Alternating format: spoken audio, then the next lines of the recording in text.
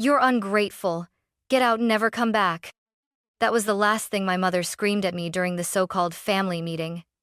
No one defended me. Not my dad, not my brother Jared. Just silence. So I stood up, grabbed my bag, and left without a word. I didn't cry. I didn't beg. I didn't even slam the door. I walked away with a strange kind of peace I hadn't felt in years. I told myself I was done, that they had finally made it easy for me to let go. Weeks passed. Not a single word from them. Until yesterday. My phone lit up. A text from my dad. "Why haven't you paid the mortgage?" I stared at it for a moment. Then I smiled. "Oh," I replied. "I thought I wasn't welcome." That's when the flood began. Calls, messages, panic. Turns out, cutting me off was a luxury they couldn't afford. But I wasn't done yet, not even close. Growing up, I was the fixer. The quiet one. The responsible daughter who didn't make waves, didn't complain, didn't dare say no. While Jared failed out of community college and bounced from job to job, I worked part-time at a diner all through high school. I took out loans, earned scholarships, graduated early, and landed a job in corporate finance before I was 23. I never asked for help, not once. But my parents? They needed help constantly. At first, I gave it willingly. A few $100s here to cover groceries, some utilities when Dad's hours got cut, a temporary contribution to the mortgage when the bank started calling. I didn't blink. They were my family, and family helps each other, right? Only, it never felt mutual. I watched as Jared moved back in at 26, to find himself lounging on the couch all day, gaming like it was his full-time job. My parents defended him relentlessly. "He's just figuring things out," Mom would say. "He's sensitive. Not everyone's like you, Madeline." That stung more than I liked to admit. They praised Jared's smallest effort like it was a miracle. Meanwhile, I was expected to sacrifice in silence. When I covered the mortgage for 3 months straight, no one thanked me. They just stopped mentioning the bills like they paid themselves. I brushed it off. I told myself I didn't need their praise. But resentment has a way of curling up in your chest like a sleeping animal, quiet at first, until it starts to claw at your ribs. Still, I kept showing up. I kept giving. Because I thought maybe one day, they'd see me. The breaking point came one Sunday. During one of our family check-ins, Jared was complaining about how stressed he felt being in between phases, and Mom looked straight at me and said, "Well, at least someone in this house isn't completely selfish." I blinked. "Wait, what?" Then she added, "You've been distant lately, cold. Honestly, it's disappointing. We raised you better than this." I felt like I'd been slapped. That's when I realized. They didn't see what I gave, only what I didn't. They didn't see the overtime I pulled to make sure they didn't lose their home. They didn't see how every check I sent meant skipping dinners, vacations, or a new car I desperately needed. All they saw was what was missing, what wasn't enough. So, when they called me ungrateful at that meeting weeks later and told me to leave, I did. Not because I agreed, but because I finally understood. They were never going to see me as anything more than a bank account with a heartbeat. And if I stayed, I'd just keep losing myself in their expectations. So I left. And I didn't look back. Not until they came crawling. They called it a family meeting. Dad sent a group text the night before. "Let's all sit down tomorrow, talk about some things. Just want us to be on the same page." I should have known something was off when I walked in and saw Jared already slouched on the couch, arms crossed like he was waiting for a show. Mom stood by the kitchen island, lips tight, eyes narrowed, her hands gripping a folder like it held my sentencing. I hadn't even taken off my coat before Mom jumped in. "We need to talk about the mortgage," she said coldly. "And your contribution." I blinked. "My contribution?" Dad cleared his throat, trying for calm. "Your mother and I have been crunching numbers. It's just not sustainable for us anymore. We're struggling. We need you to start covering all of it, full amount, every month." I looked at them, stunned. "I've already been paying half for over a year." Mom scoffed. Yes, but that was when things were easier. Now it's harder. Then maybe Jared could, I started, but Mom slammed the folder shut. Do not throw that in his face. He's trying. I turned to Jared. Trying what, exactly? He hasn't worked in almost a year. He shrugged, unbothered. You're the one with the finance job? Why is it such a big deal for you? That's when it hit me. This wasn't a meeting. This was an ambush. A scripted moment, with me cast as the villain for not doing enough, while Jared got to play the wounded dreamer. I kept my voice low. You all decided this already, didn't you? This was never a discussion. We're family, Dad said firmly. Families support each other. No, I said, standing up slowly. Families don't manipulate each other. They don't guilt, trip the one person keeping the lights on while the other plays Xbox all day. Jared rolled his eyes. You always make everything about money. And you never make anything about responsibility? I snapped. That's when Mom exploded. You're ungrateful. After everything we've done for you, every sacrifice, we ask for a little help, and you act like we're criminals. I felt my chest tighten, not with sadness but clarity. They weren't hearing me. They never had. They just needed me to stay useful. And when I stopped being convenient, I became disposable. Mom pointed to the door. Get out. If you're not going to support this family, don't bother showing your face here again. The silence that followed was deafening. I looked at my dad, at Jared. No one spoke. No one stopped her. So I walked out. No rage, no dramatic exit. Just a final step across a line I hadn't even realized I'd been towing for years. And as I shut the door behind me, I didn't feel broken. I felt free. But that feeling, beautiful as it was, wouldn't last. Because the fallout was just beginning. The first few days after I left were oddly peaceful.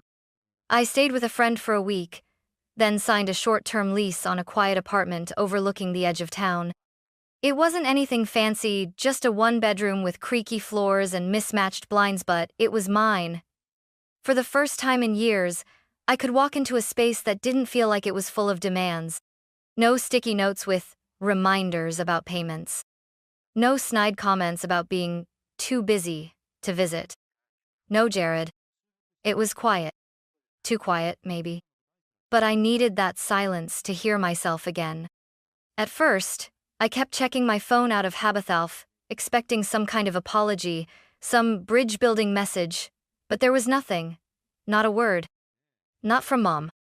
Not from Dad. Not even a passive-aggressive emoji from Jared. They were serious. And I was supposed to feel punished.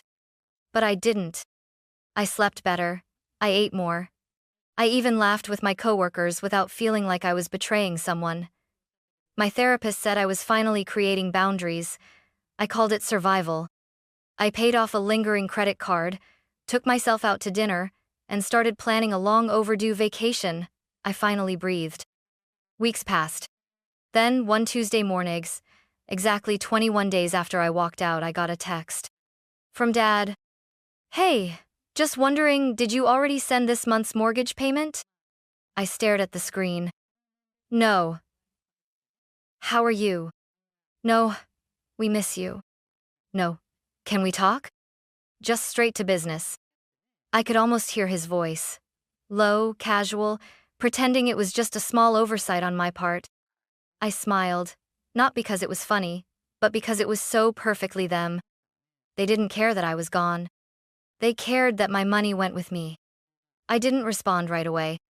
Instead, I poured myself a cup of coffee and stared out the window at the city below, people rushing to jobs, chasing buses, grabbing breakfast, living their lives. For once, I wasn't rushing to rescue anyone. 10 minutes later, I texted back. Oh, I thought I wasn't welcome anymore. 3 dots appeared almost instantly. Then disappeared. Then reappeared. I set my phone down. It buzzed once. Then again. Then again. By the time I picked it back up, the screen was lighting up like it was on fire. This isn't the time to be petty. We need your help, Maddie. The bank called. They're threatening foreclosure. Then the cherry on top from Jared. Wow. Way to destroy the family just to prove a point. And there it was. The silence had finally cracked. But they weren't calling out of love. They were calling because their safety net had walked away. And I was just getting started. I didn't respond. Not immediately. Not even after Mom's name popped up on my screen with a flurry of messages that read more like scripted performances than genuine concern. How could you do this to us? The house means everything to this family. You're punishing your parents over a silly argument? Then came the voice messages long, breathy, dramatic ones. In one, she was crying. In another, she was enraged. In all of them, I was the villain. But the story kept changing. First, I was cruel. Then I was immature. Then I was just confused and hurting, and they understood. It was classic emotional whiplash. Push, then pull. Shame, then sugar. But the more they tried, the more I realized how many times I had fallen for this cycle before. Every time I said no, they pushed harder until I said yes. Every time I drew a boundary, they painted it as betrayal. So this time I didn't flinch.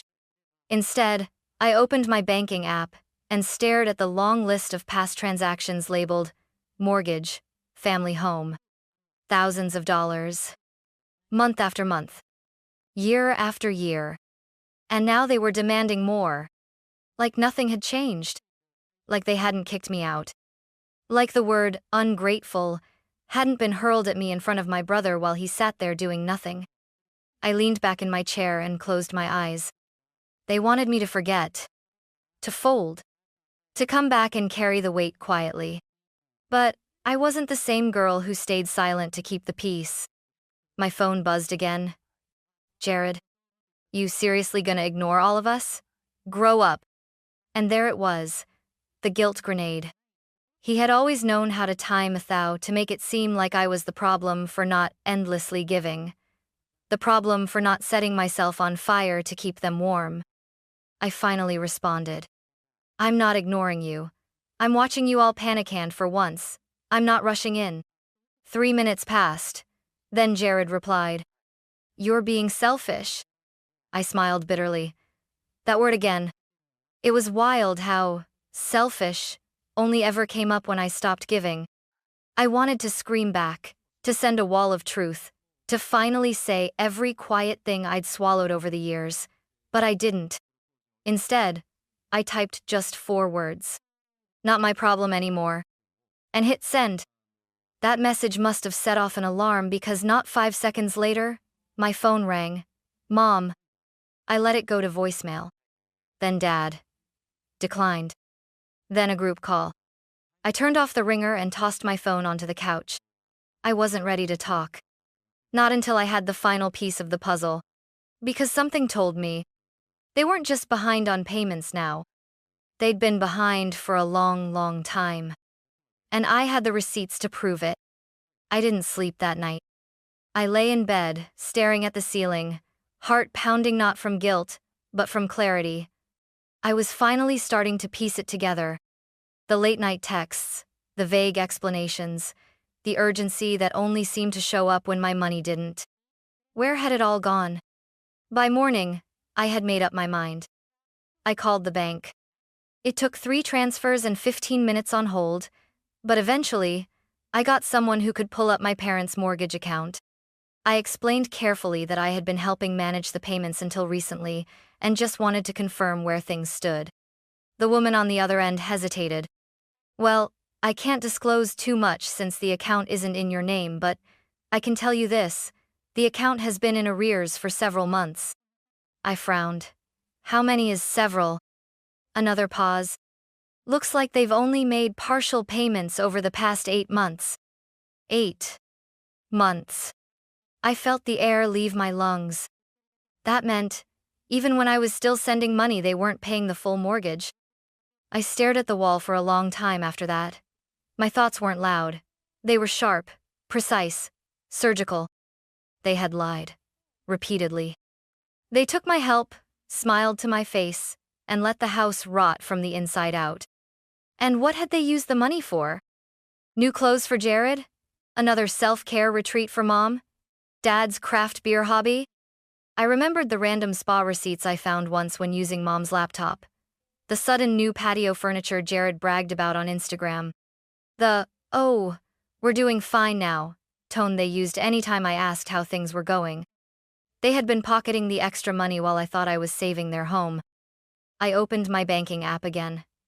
My hands trembled not from fear, but rage. I added up all my transfers from the last year. The number hit 5 figures. Clean, no strings, no questions asked. And they had let it bleed into foreclosure anyway. My phone buzzed again. Jared. Please, just call Mom. She's a mess. I snorted. She was a mess? I was a mess for years while she weaponized my loyalty. While she used phrases like, "Don't you love us?" Or, "We raised you," every time I hesitated to empty my account for them. Well, love didn't mean handing over your financial future. Not anymore. I cracked my knuckles, tapped back a reply. Funny, you all seemed just fine when the money was flowing. Where did it go, Jared? 3 dots appeared, then disappeared, then nothing. I waited. Still nothing. That silence told me everything. They never thought I'd ask. They never thought I'd stop. But I had. And now? I was just getting started. By noon, my phone had turned into a battlefield. Missed calls from Mom. Voicemails from Dad. Jared switching between guilt and passive aggression like it was a sport. But I didn't answer. Not until Mom called again, this time 5 times in a row. I sighed, grabbed the phone, and finally picked up on the 6th ring. The moment I said hello, her voice came through like a tidal wave. Madeline, what is wrong with you? You can't just abandon your family like this. I stayed silent. Let her scream. Let her twist it all into her usual performance of martyrdom. When she finally stopped to breathe, I spoke calmly. Where did the money go, Mom? Silence. I didn't raise my voice. I didn't even sound angry. That seemed to unsettle her more than yelling ever could. What are you talking about? The mortgage, I said, slowly. The money I've been sending. The payments the bank says haven't been made for almost a year. Where did it go? She huffed. Stammered. Well, some of it went to bills. Groceries. You know life isn't cheap, Maddie. Groceries don't cost $5,000 a month. Your father needed some dental work, she added hastily. And the car. Jared's car broke down. It was an emergency. I closed my eyes and inhaled through my nose. Jared's Carth one, I saw him showing off online with custom rims and a brand new stereo system. Right. That emergency. So, instead of paying the mortgage, I said slowly, you prioritized spa days, takeout, and Jared's sound system? She exploded again. Don't you dare make it sound like we were being reckless. We've sacrificed so much for you. That line. That same tired line. I'd heard it since I was 16, taking on shifts after school while Jared played video games all day. You didn't sacrifice, I said coldly. You expected me to keep paying, no matter what. And now that I've stopped, everything's collapsing. That's not my failure. That's yours. Another pause. Then came Dad's voice. He must have taken the phone. Madeline, please. We just need help this month. Just enough to stop the bank from taking the house. We swear we'll fix things after that. I almost laughed. Fix things? Like how you were fixing them all those other months while I was unknowingly funding your cover-ups. That's not fair. No, I cut in. What's not fair is being thrown out of a house I helped pay for. What's not fair is being called ungrateful after years of silent sacrifice. I stood up and began pacing. Let me ask you something, I continued. If I had never asked about the mortgage, how long were you going to keep pretending everything was fine? Another year? 5? Until the house was taken and I was blamed for not saving it? There was no answer. Just breathing. Then I heard Mom again, quieter this time. We didn't mean to lie. We were scared.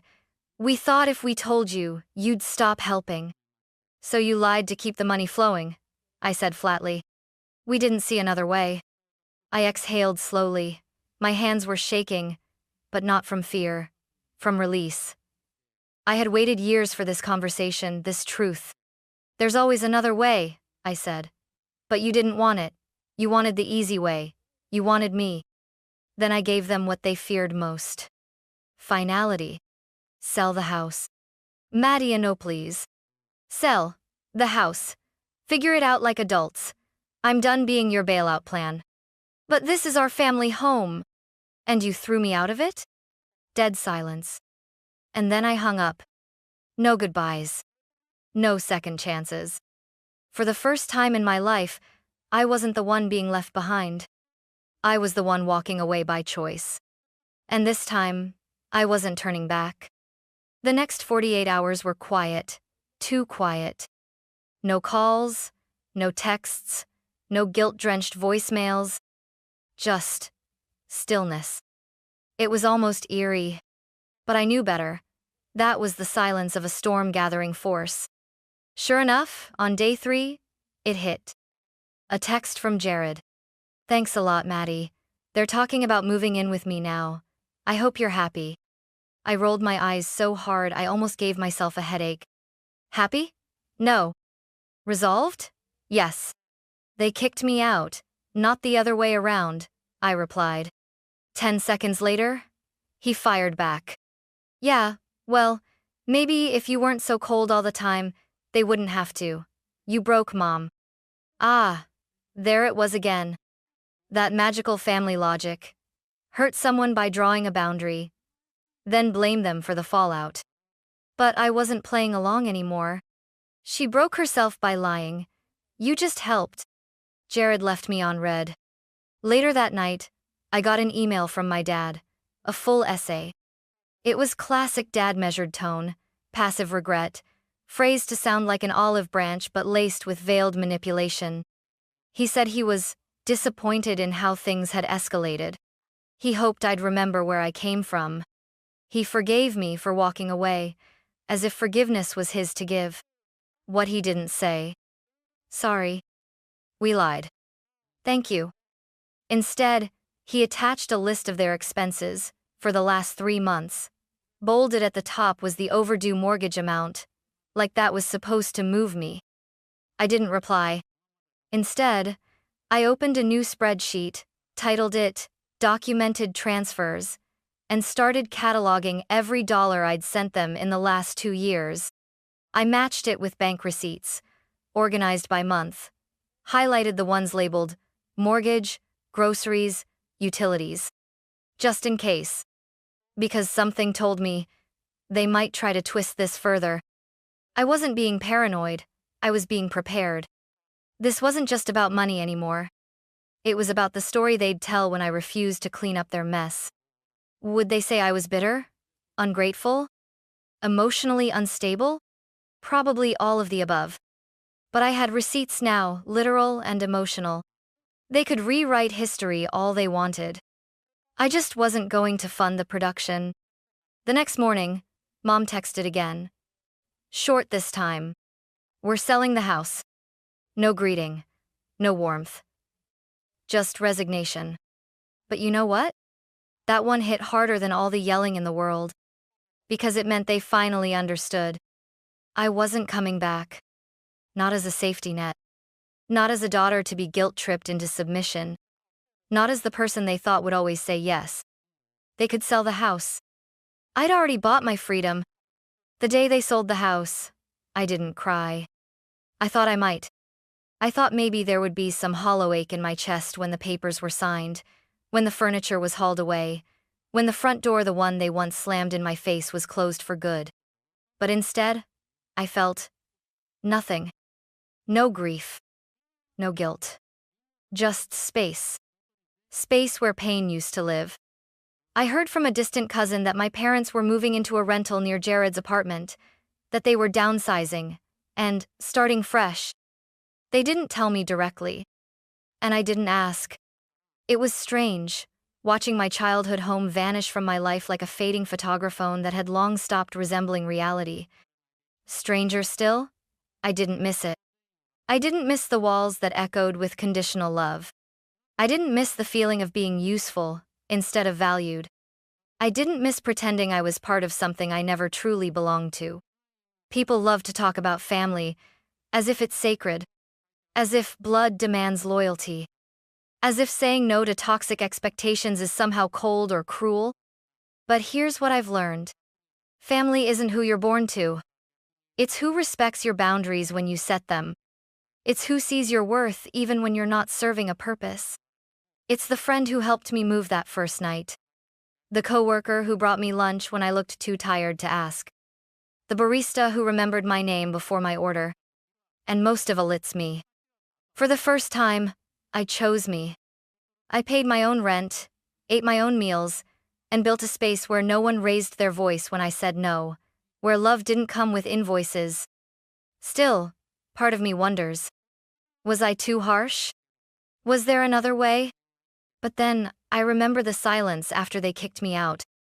The months of lies. The years of being the responsible one, while everyone else got to be soft, chaotic, forgiven. And I know, I didn't break the family.